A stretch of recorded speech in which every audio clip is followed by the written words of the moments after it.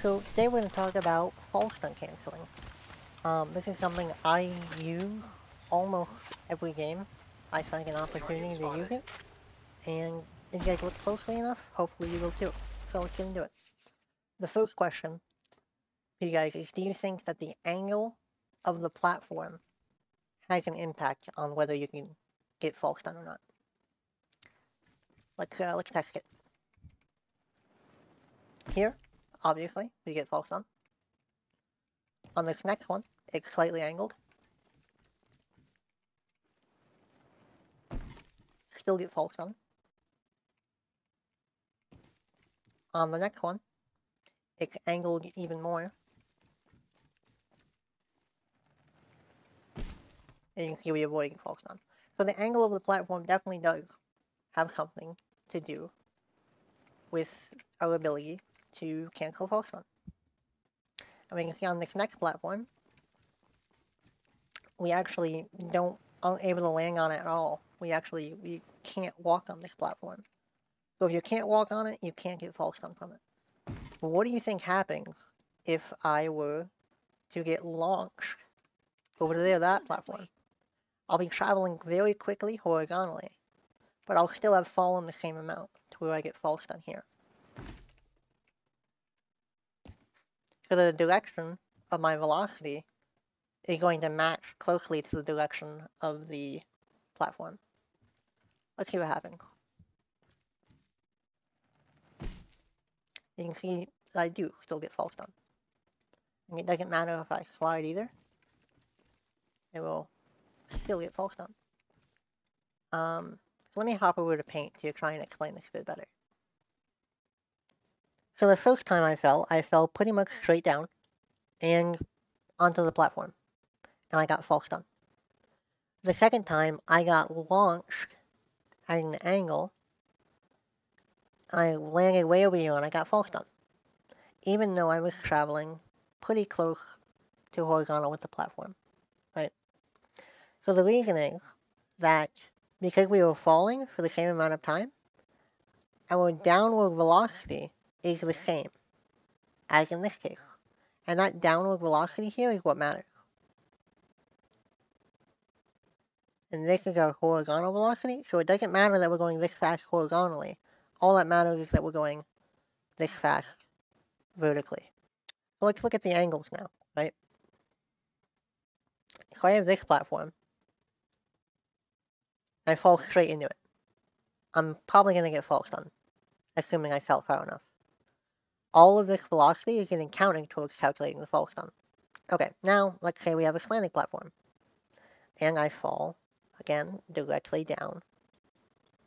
Same velocity as here.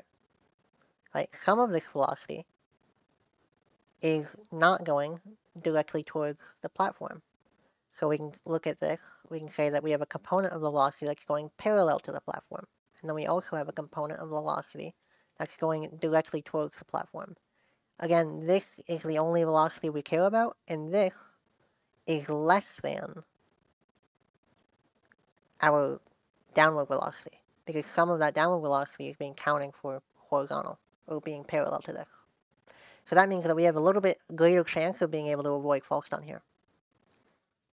And then when we look at this case, this is even more exaggerated. We have a larger slope, right? So more of our velocity, more of our downward velocity here is being considered as being parallel to it. And we have this component, which is perpendicular. And this is even smaller. This is like maybe 75% the size of this. So it's very smaller. So we have an even greater chance of avoiding fall stun here.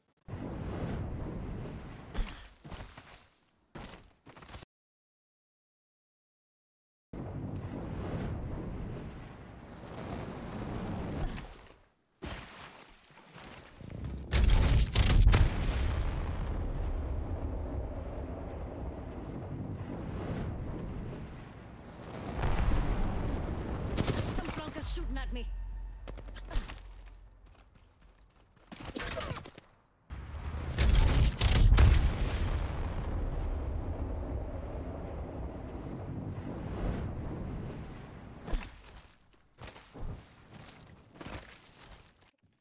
let's talk about the next thing, which is going to be edging. I'm going to talk about edge interactions.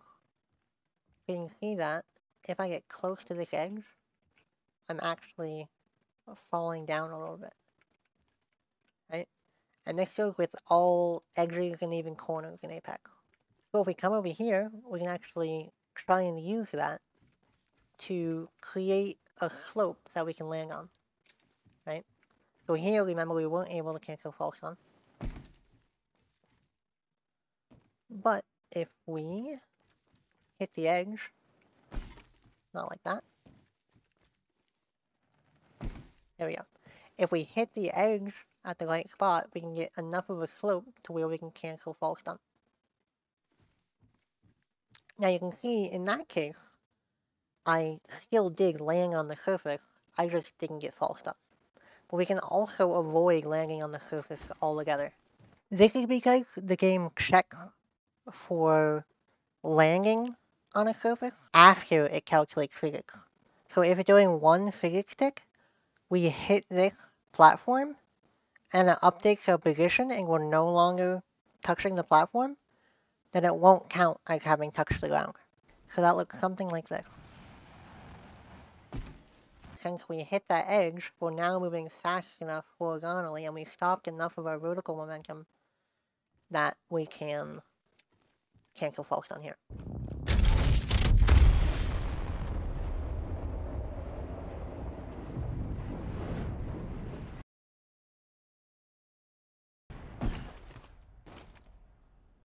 Alright, so those first two techniques were more about how to manipulate your situation in order to find a favorable angle or velocity to avoid false stun. This next one just works no matter the situation. As long as you're climbing, you will not get false stun. So let me just show that again. We have to climb the wall, and then because we're climbing the wall, we don't get false stun at all. And a very similar thing goes for mantling. The difference being that with a mantle, we don't get to keep any of our speed.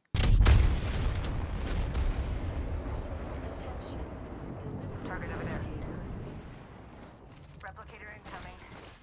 So let's take a look at this last movement tech. This is called a corner cancel, which I found a while ago. Let's just see how it works. Here we have a successful corner cancel. So in order to do a corner cancel, you have to be touching both a wall and the ground at the time that you land. If you do both of those things successfully and you have a little bit of velocity, you'll be able to avoid the false stun. So the tricky part with this one is that walls don't actually like being touched. Even if it's perfectly vertical, you will still get pushed away from it a little bit. So it's very important that you try and always strafe towards the wall. It doesn't guarantee it, but it does help a lot. Okay, so sloped surfaces, you can also lie down a sloped surface and get false stun cancel like that. And what actually happened here is I was touching this wall at the same time I hit the ground, so that was actually a corner cancel.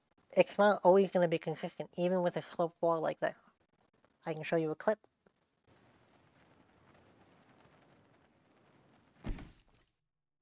So if you're going for a corner cancel like that, you just want to make sure that you're strafing into the wall so that you can always avoid that. Your other option here is to do a climb cancel.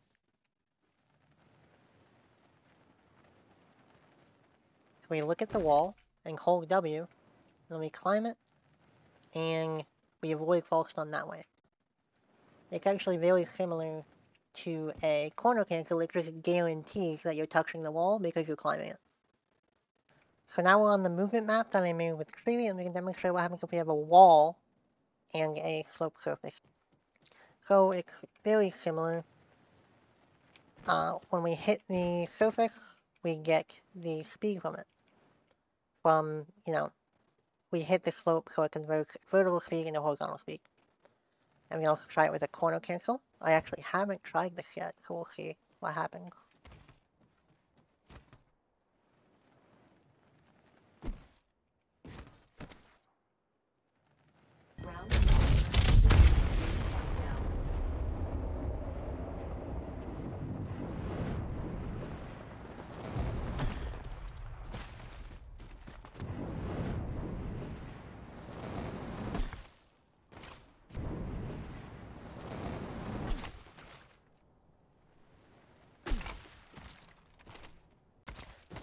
When we come into the fighting range here, we can show you a couple spots where you can actually practice this stuff. You don't have, like, modded Apex or something. So there I got a false stun cancel, like climbing that wall. If you do it just right, you can also land on this slope here and get a decent amount of speed going out back this way. There's also lots of stuff you can try and do an edge bug off of. Pretty much any platform. You can even make your own with Rampart. You can do something like that. And see if you can drop on it with varying heights and get a edge bug like that. You can also try and do like a corner cancel over here. Something like this maybe.